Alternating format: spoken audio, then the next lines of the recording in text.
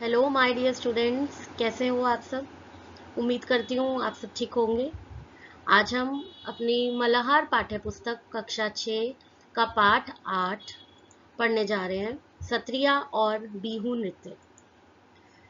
इस पाठ की जो लेखिका हैं उनका नाम है जया मेहता।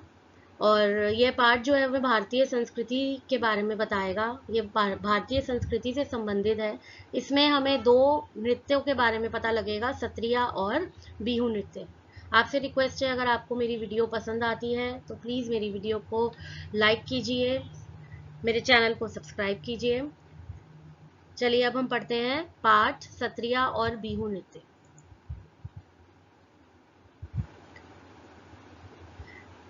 लेखिका से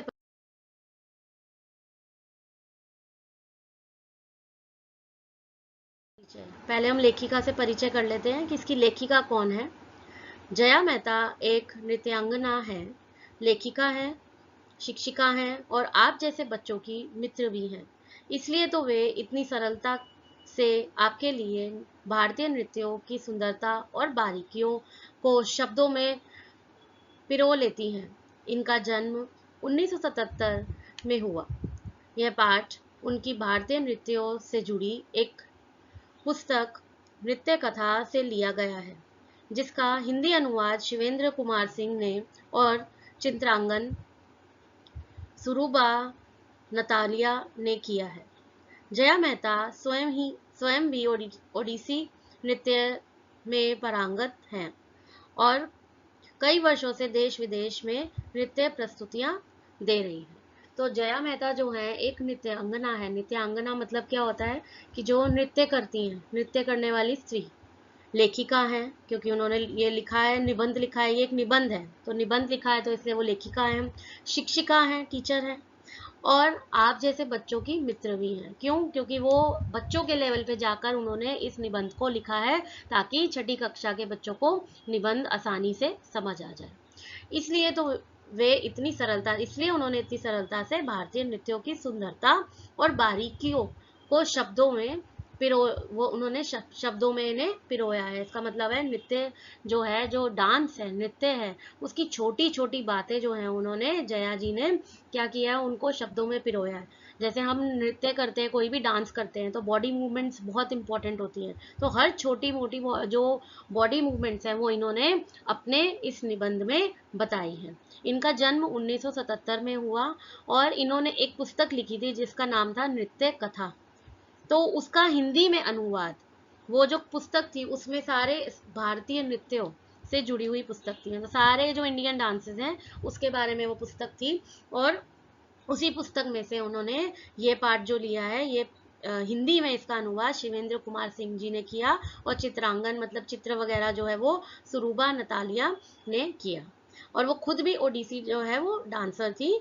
क्या उन्होंने कई वर्षों तक देश विदेश में नृत्य जो है वो प्रस्तुति की है उन्होंने। ठीक है, तो ये था लेखिका से परिचय। लेखिका है जया मेहता। आइए हम पाठ पढ़ना शुरू करते हैं।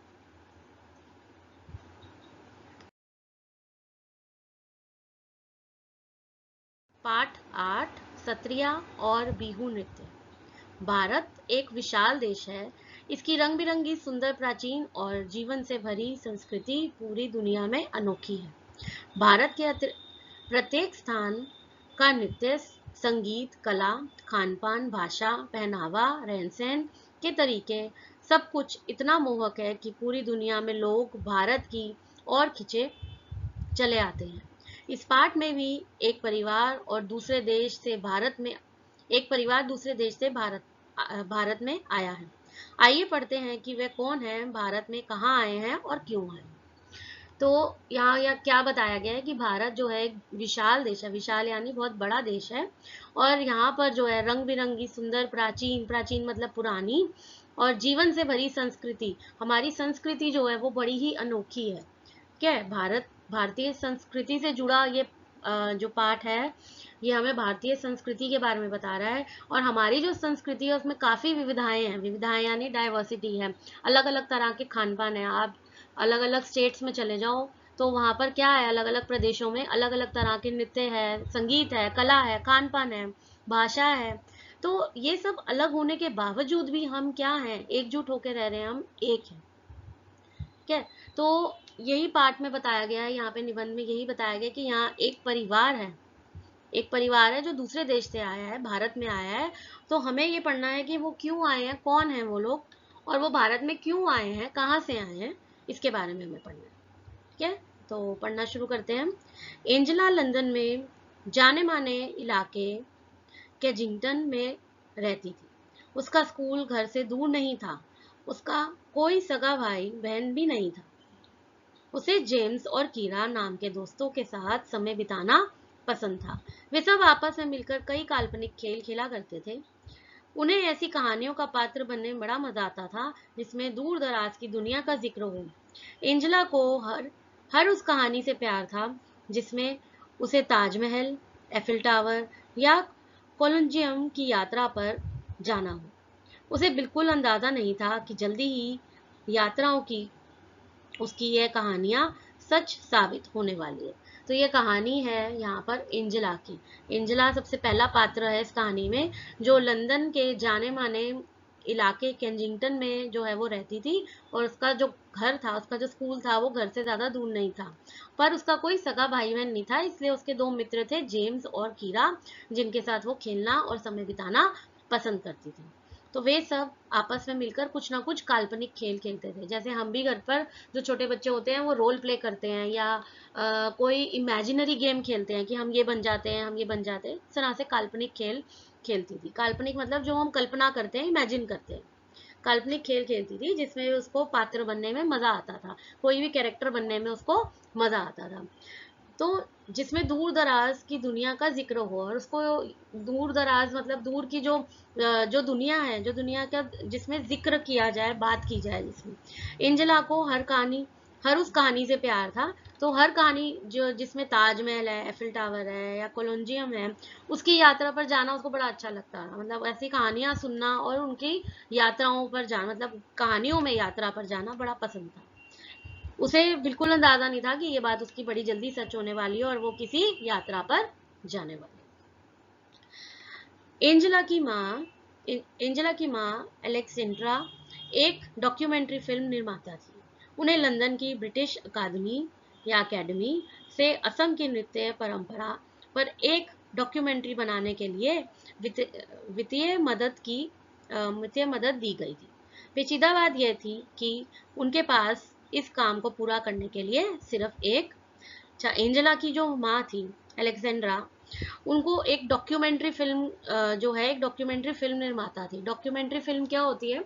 डॉक्यूमेंट्री फिल्म वो होती है जो फैक्ट्स के ऊपर बनती है, तथ्य के ऊपर बनती है, जो ट्रू होता है, जो ट्रू फैक्ट्स होते हैं, ट्रूथ होता है, उसके ऊपर जो है वो बनती है। तो वो जो है वो डॉक्यूमेंट्री फिल्म बनाती थी, और उन्हें लंदन की एक ब्रिटिश अकादमी या अकेडमी हम बोल सकते हैं ऐसे, ब्रिटिश अकेडमी जो है वो यहाँ पर, तो ब्रिटिश अकेडमी यहाँ पर एक संस्था है जो असम के नृत्य की परंपरा पे एक डॉक्यूमेंट्री जो है वो बनाना चाहती थी, और इसके लिए उन्होंने वित्तीय मतलब क्या होता है, पैसे से मदद करी कि आप जो है वो जो असम का जो नृत्य है, डांस है, उसके ऊपर हम आपको पैसों से मदद करेंगे, और आप जो है वो उसके ऊपर एक डॉक्यूमेंट्री फिल्म बनाओ।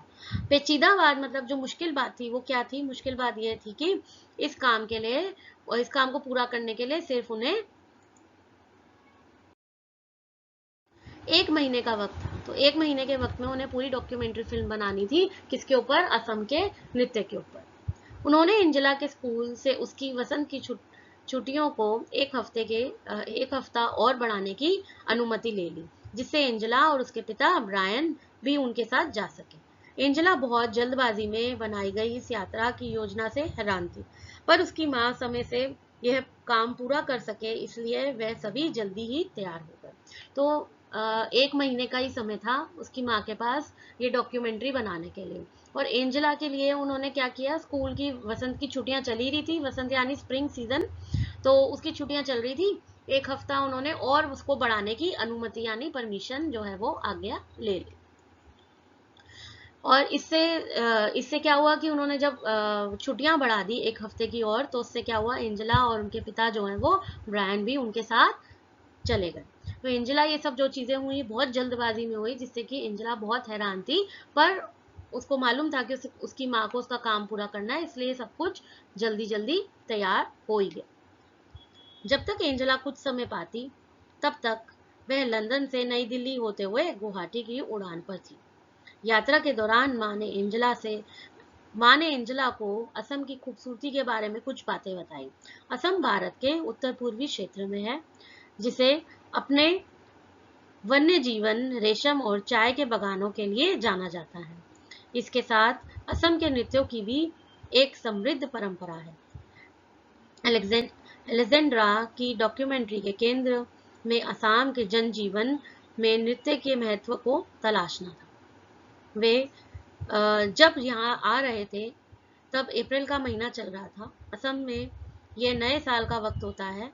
बसंत के आने की खुशी में वे सभी एक त्योहार मनाते हैं जिसे बिहू कहा जाता है। एंजेला उसी रात इसे देखने जाने वाली थी। तो जब एंजेला जो है वो कुछ समझ पाती, तब तक वो उड़ान मतलब वो फ्लाइट में थी, तो वो गुवाहाटी जो है वहां से गुवाहाटी जा रहे थे। तो यात्रा के दौरान जब ये ट्रैवल कर रहे थे तो एंजेला की माँ ने उसको समझाया, बताया असम की खूबसूरती के बारे में, कि असम जो है वो भारत के उत्तर पूर्व जो है वो क्षेत्र में है, और इसके वन्य जीवन का क्या अर्थ होता है? Wild life. ठीक है, वाइल्ड लाइफ, वन्य जीवन, रेशम और चाय के बागान जो है यहाँ पर बहुत फेमस है, और यहाँ का जो नृत्य है वो भी बहुत, डांस जो है वो भी बहुत ज़्यादा फेमस है। अलेक्जेंड्रा की जो डॉक्यूमेंट्री थी वो उसका मेन केंद्र क्या था, मतलब उसमें क्या डालना था कि असम के जनजीवन में नृत्य के महत्व को तलाशना था, कि असम में जो लोग रहते हैं उनके जनजीवन में नृत्य जो है उसका क्या महत्व है।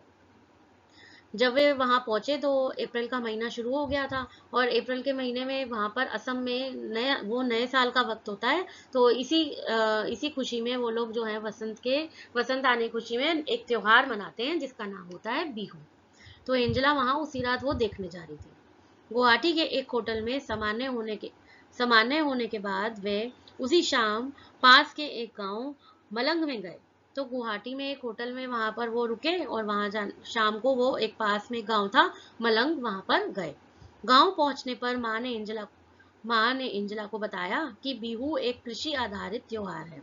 तो माँ ने जब गांव पहुंचे तो माँ ने क्या बताया एंजेला को, कि जो बिहू है, बिहू जो ये त्योहार है ये कृषि आधारित है, मतलब ये जो एग्रीकल्चर बेस्ड फेस्टिवल है, किसान वगैरह जो है ये मनाते हैं इस त्योहार को।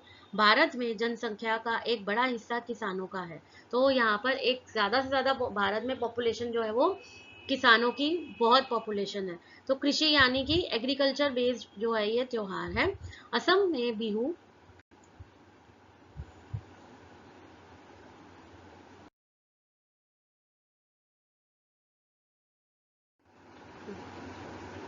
साल में 3 बार मनाया जाता है।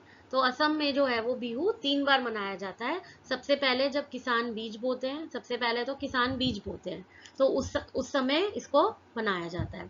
फिर जब वे धान रोपते हैं, धान यानी कि पानी में बीज लगाना, और फिर तब जब खेतों में अनाज तैयार हो जाता है, फिर जब वो अनाज तैयार हो जाता है तब फिर वो त्योहार मनाते हैं। तो 3 बार इस त्योहार को मनाया जाता है। पहले जब किसान बीज बोते हैं, उसके बाद वो धान रोपते हैं, उसके बाद फिर वो जब अनाज तैयार हो जाता है तो फिर वो इस त्योहार को मनाते हैं। एंजेला कार से उतरी। वहां आसपास उत्सव जैसा माहौल देखकर वह हतप्रत थी, यानी कि हतप्रत यानी क्या होता है? हतप्रभ यानी कि हैरान थी। तो एंजेला जब कार से उतरी, वहां आसपास जो है वो त्योहार की तरह मना रहे थे, उत्सव हो रहा था, ऐसा माहौल देख के वो बड़ा हैरान हो गई, क्योंकि वो वहां बाहर रहती थी, बाहर के देश में इस तरह का जो है उसने माहौल नहीं देखा था। वहां एक बड़े से बरगद के पेड़ के नीचे मंच बनाया गया था। तो वहां पर एक मंच बनाया हुआ था बरगद के पेड़ के नीचे। वह जगह लोगों से भरी हुई थी, वहां पे लोग भी, भीड़ थी बहुत ज्यादा। एंजेला ने एक पेड़ के नीचे एक साथ इतने लोगों को पहले कभी नहीं देखा था। वह खुले आसमान के नीचे लोगों के बीच बैठकर उसे ऐसा लग रहा था जैसे वह आश्चर्यजनक रूप से किसी टाइम मशीन में आकर बैठ गई हो, या क्या वह उस वक्त किसी सपनों की दुनिया में थी? तो उसको ऐसा लग रहा था इतने लोगों को देखकर कि लोग आसपास जो हैं वो उत्सव मना रहे हैं, खड़े हुए हैं, भीड़ इकट्ठा हो रही है, उसे लग रहा था शायद वो किसी टाइम मशीन में आ गई है या वो किसी सपनों की दुनिया में कोई सपना देख रही है। वह मंत्रमुग्ध होकर वहां लड़के लड़कियों को वसंत ऋतु के आगमन पर नृत्य करते देख रही थी। तो मंत्रमुग्ध मतलब मस्त होकर अपना लड़के और लड़कियों को वसंत ऋतु के आगमन पे आने पर, आगमन यानी आना, ठीक है, वसंत ऋतु के आने पर वो उनको डांस करते हुए, नृत्य करते हुए देख रही थी। एंजेला ने इस बात पर ध्यान दिया कि लड़कों ने वाद्य यंत्र ले रखे हैं और लड़कियों ने लाल और बादामी रंग की गहरी डिजाइन वाली खूबसूरत पोशाक पहन रखी है।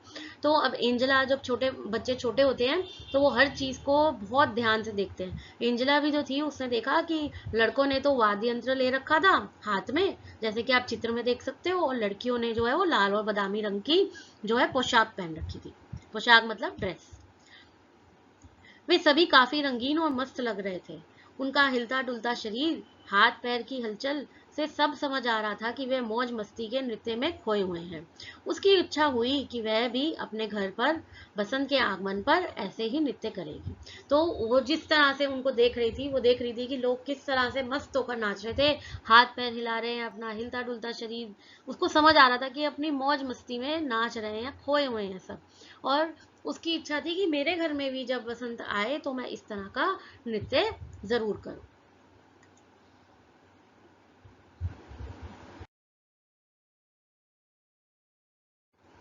बिहू नृत्य और इसके उत्सव से अचंभित एंजेला और उसके परिवार ने इसके साथ साथ लजीज पकवानों का पूरा आनंद लिया।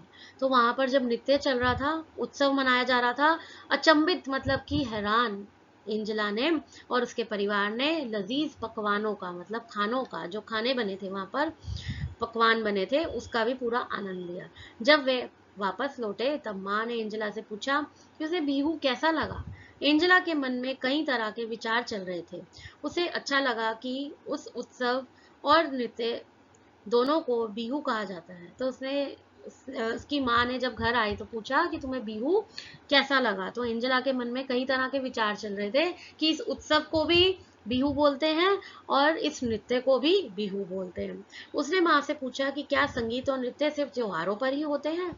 जैसे छोटे बच्चे होते हैं वो अपने माता पिता से प्रश्न पूछते हैं, जब कहीं भी जाते हैं वहां से आकर प्रश्न पूछते हैं, इसी प्रकार से एंजेला ने भी पूछा कि क्या जो ये संगीत है, जो गाना गाया जा रहा था, ये नृत्य हो रहा था, डांस हो रहा था, क्या सिर्फ ये यहाँ त्योहारों पे ही होता है?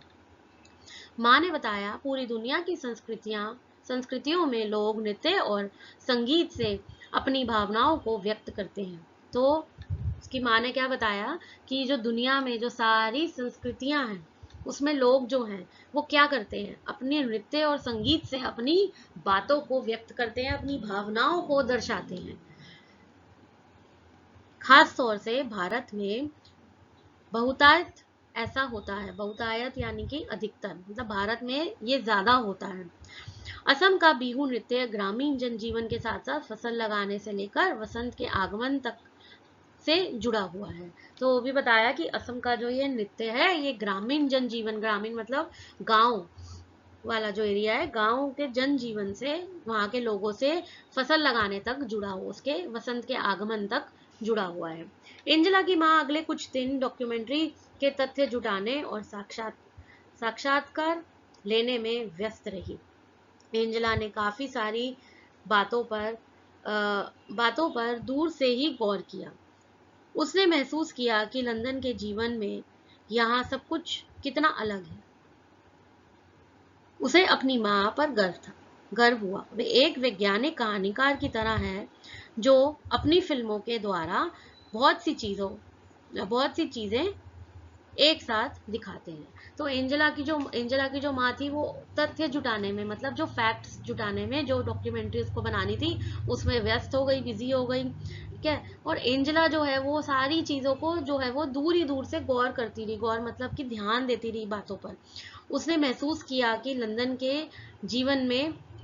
का जो जीवन है वो यहाँ से बिल्कुल अलग था और उसे अपनी माँ पर गर्व हुआ कि उसे अपनी माँ पे प्राउड फील हुआ कि ये एक वैज्ञानिक कहानीकार इस तरह की हैं कि ये हर चीज को जो है वो अपनी फिल्म में दिखाती हैं।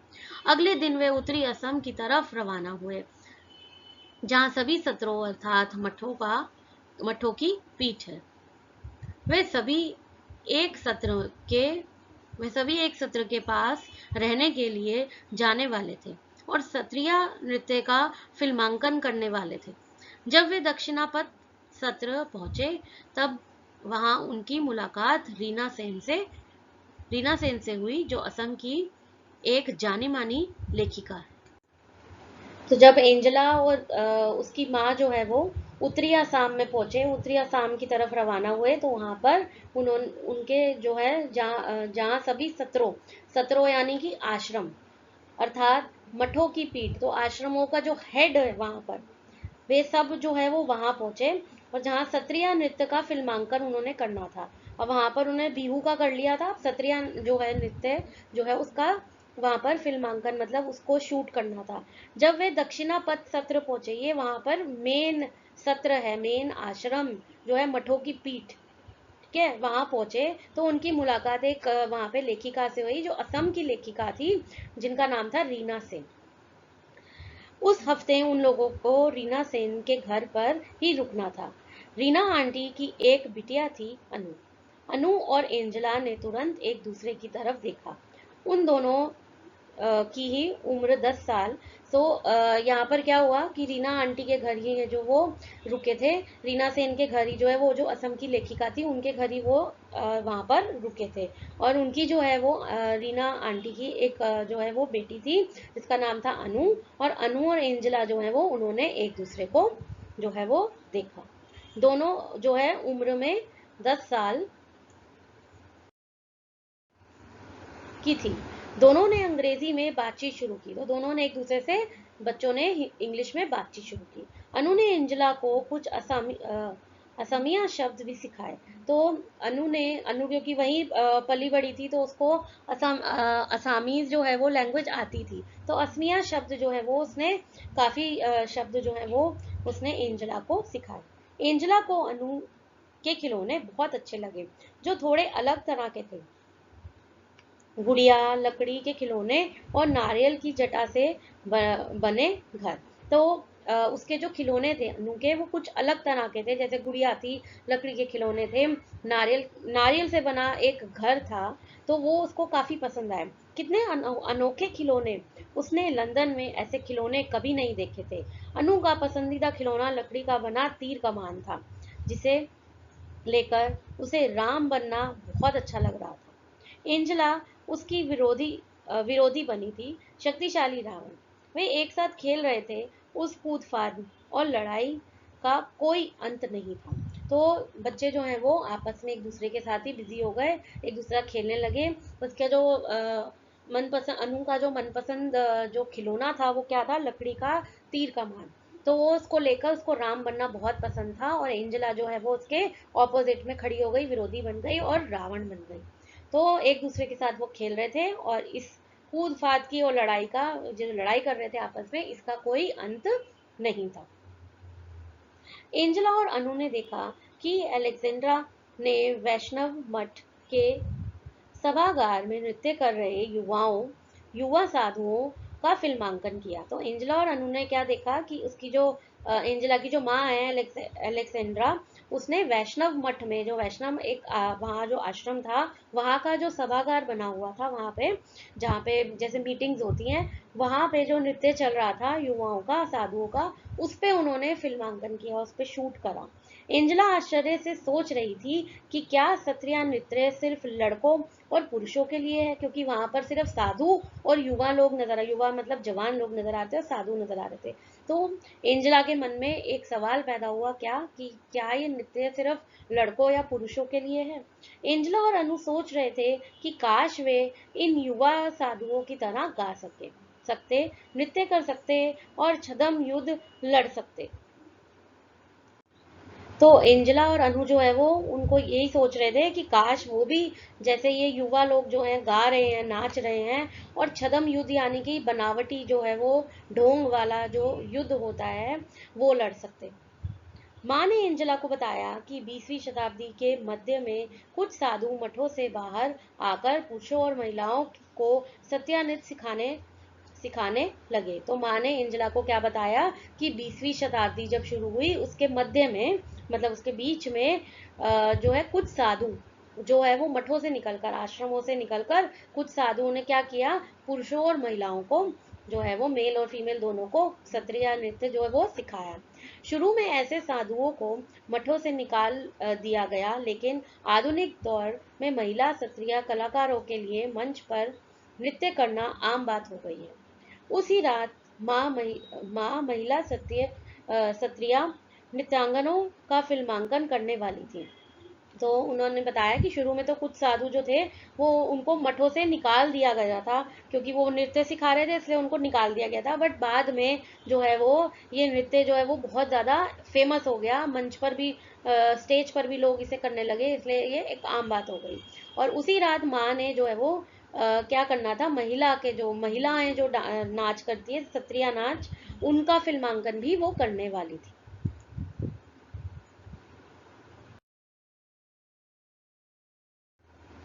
एंजेला बहुत उत्साहित थी। उसने रीना आंटी से आग्रह किया कि वे अनु को भी सत्रीय नृत्य में महिला नृत्य को देखने के लिए साथ आने दें। आंटी ने स्वीकृति दे दी। उस रात अनु और एंजेला सत्रीय नृत्य देखने गए, जिसमें भगवान विष्णु के दो द्वारपालों जय विजय की कहानी थी। पर्दा उठा और एंजेला ने देखा कि सफेद पगड़ीनुमा टोपी में दो महिलाएं नृत्य और नाटक की शैली में कमाल का अभिनय कर रही थी। तो एंजेला जो है वो बहुत एक्साइटेड थी, उत्साहित मतलब बहुत ज्यादा उत्सुक होना, एक्साइटेड होना। उसने रीना आंटी से परमिशन ली, आग्रह आग्रह मतलब रिक्वेस्ट करी कि अनु को भी उनके साथ जो है वो महिला नृत्य के देखने के लिए जाने दे। तो अनु जो आंटी थी, रीना आंटी, उन्होंने स्वीकृति मतलब हामी भर दी कि ठीक है तुम इसको भी अपने साथ जो है नृत्य देखने ले जाओ। तो जब वो लोग वहां पहुंचे तो वहां पर उस नृत्य में क्या हुआ, भगवान विष्णु के दो द्वारपाल जो द्वार पे खड़े रहते हैं, द्वारपालों जय और विजय की कहानी थी। जय विजय की दो द्वारपालों की कहानी थी। जैसे ही पर्दा उठा, एंजेला ने क्या देखा कि सफेद पगड़ी नुमा टोपी पहनी हुई सर पर दो महिलाएं जो हैं वो नृत्य कर रही हैं, और नाटक की शैली में उन्होंने जो नाटक किया वो भी बड़ा कमाल का अभिनय कर रही हैं। अभिनय यानी एक्टिंग करना। जैसे जैसे कहानी आगे बढ़ी, उन दोनों ने देखा कि किस तरह ये जय और विजय में कई बड़े ऋषियों को भगवान विष्णु से मिलने नहीं दिया। तो जैसे जैसे कहानी आगे बढ़ी तो दोनों को पता लगा कि किस प्रकार से जय और विजय जो है वो जो दो द्वारपाल थे उनको बड़े ऋषियों ने कई बड़े ऋषियों को भगवान विष्णु से मिलने नहीं दिया। तो जय और विजय ने जो बड़े बड़े ऋषि आते थे उनको भगवान विष्णु से मिलने नहीं दिया, क्योंकि उस वक्त भगवान विष्णु सो रहे थे। तो भगवान विष्णु सो रहे थे, इसलिए वो दोनों द्वारपाल जो है वो द्वार पे ही खड़े थे, और उन्होंने बड़े बड़े ऋषियों को भगवान विष्णु से मिलने के लिए मना कर दिया। उन्होंने जय विजय को असुर बनने का श्राप दे दिया। तो इसी कारण जो है वो जय विजय को असुर बनने का मतलब राक्षस बनने का श्राप दे दिया गया। ऋषियों ने नाराज होकर उनको श्राप दे दिया। वे ऋषि नाराज हो गए और उन्होंने उनको श्राप दे दिया। भगवान विष्णु की नींद जब टूटी तब उन्हें अपने द्वारपालों को बचाने के लिए आना पड़ा। उन्होंने वचन दिया कि वे जय और विजय को मारकर उन्हें श्राप से बचा लेंगे।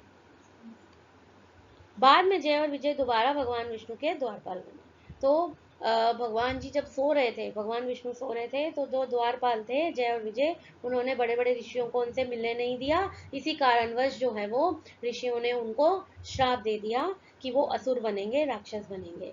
और जब भगवान विष्णु की नींद टूटी तब उन्होंने द्वारपालों को बचाने के लिए कहा, और उन्होंने कहा कि अभी तुम्हें मैं मारकर जो है इस श्राप से मुक्ति जो है दिला सकता हूँ, और उसके बाद फिर दोबारा से वो जो है वो द्वारपाल, विष्णु जी के द्वारपाल बने।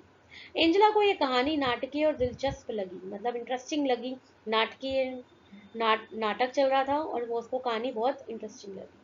क्षत्रिय महिला नृत्यांगनों ने जिस प्रकार की शक्ति, बल और आकर्षक प्रदर्शित किया वह अद्भुत था। तो जिस प्रकार से इस डांस में महिलाओं ने नृत्य करा, शक्ति दिखाई, बल दिखाया, नाटक करा, जो वो इतना आकर्षित था, बहुत ज़्यादा अट्रैक्टिव था, वह बहुत ही अद्भुत था, मतलब वो बहुत ही अच्छा था।